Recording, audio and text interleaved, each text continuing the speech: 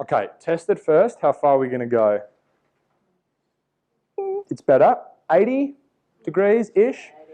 Okay, we're going slowly into a static stretch. We go slowly because we want to overcome the monosynaptic stretch reflex. That will be in your exam. There's no exam.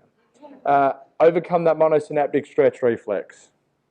7, 8, 9, 10. Then she's going to pull away from me.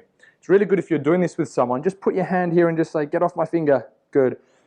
Turning on the hip flexors, the quads, causing a reciprocal inhibition, reciprocal opposite inhibition turn off of the hamstrings. Quads are relaxing, hamstrings and relaxed. The quads were turned on, hamstrings were relaxed.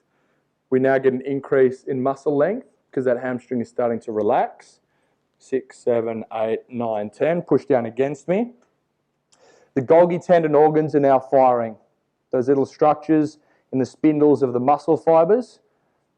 And when they fire and then turn off, we get an increase in muscle length as a result. And then we give it another 10 seconds. Just relax, relax, relax. Another 10 seconds to let that change in length take effect. Go slowly into a static stretch that overcomes the stretch reflex. Then turn on the opposite muscle groups to the ones that you're stretching. That causes a reciprocal opposite inhibition turn off. Static stretch again, nice and slowly. Then turn on the muscle that you are stretching.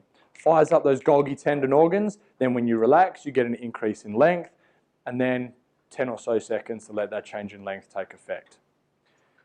10, 20, 30, 40, 50 seconds, under a minute per leg, you will have considerable improvements. Not only